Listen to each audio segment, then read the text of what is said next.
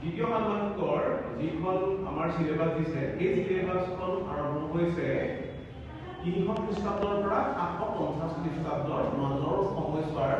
ভাৰতবৰ্ষৰ সামাজিক অৰ্থনৈতিক আৰু ৰাজনৈতিক যি ব্যৱস্থাপনা এই ব্যৱস্থাপনাৰ সন্দৰ্ভত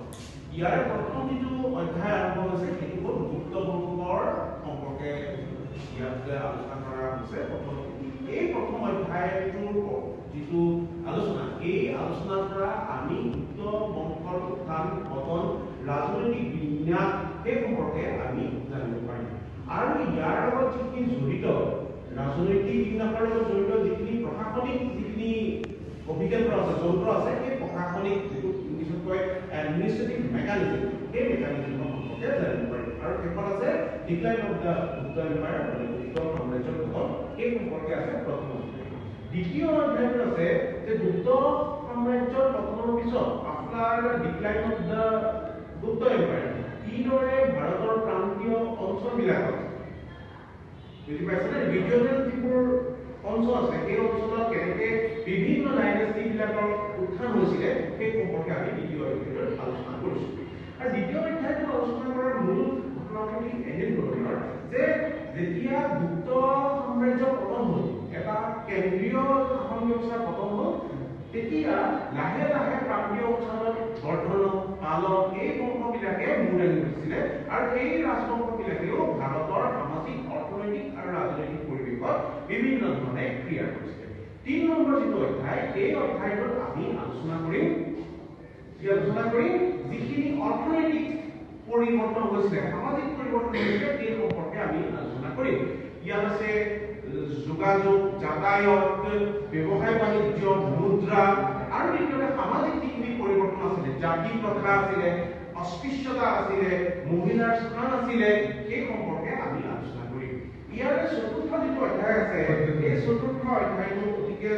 জৰুৰী কাৰণ after the decline of the Gupta empire different kind of religious সেক্টস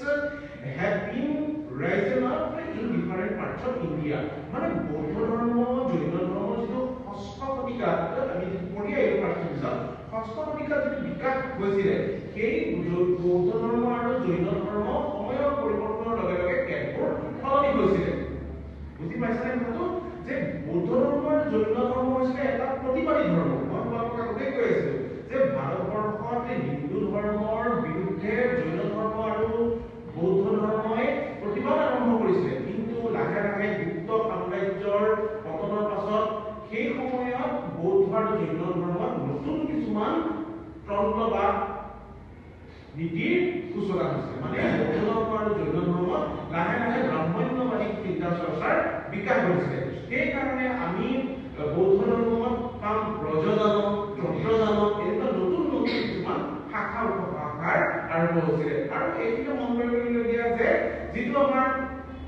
Jain ধৰ্ম আছিলে সেই জৈন ধৰ্মতো কেতবোৰ ব্ৰাহ্মণ্যবাদী চিন্তাৰ বিকাশ ঘটিছিলে। ইয়াৰ পিছত হৈছে পুৰাণিক ট্ৰেডিশ্যন পুৰাণ 18খন তোমালোকে ইতিমধ্যে পাই আহিছা সেই 18খন পুৰাণৰ লগত জৈন যিবিলাক কালচাৰ আছিলে সংস্কৃতি আছিলে সেই সংস্কৃতিৰ কথা আমি দ্বিতীয় এই চতুৰ্থ অধ্যায়টোত পঢ়িব লাগিব। তাৰপিছত আহিলে a brief survey of Sanskrit Pali Prakrit Tamil literature scientific and technical treatise এইটো অতিকে জৰুৰী কাৰণ সেই সময়ত সংস্কৃত ভাষাটো হ'ল ভাৰতৰ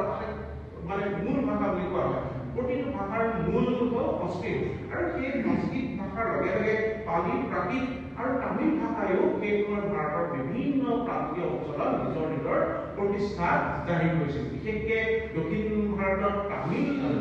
ভাষা কেন্দ্ৰ কৰি যিটো সংগম সাহিত্য আৰম্ভ হৈছিলে সংগম লিটাৰেচাৰ সেই লিটাৰেচাৰটোৱে সেই সাহিত্যই ভাৰতবৰ্ষৰ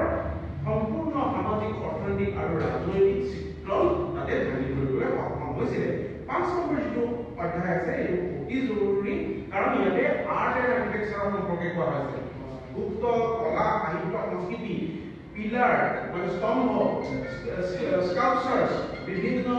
স্থাপত্য ভাস্কৰ্য এই সম্পূৰ্ণ তথ্য ইয়াতে পোৱা হৈছে। আৰু যিটো নেক্সট যিটো চাবিল আছে তাতকৈ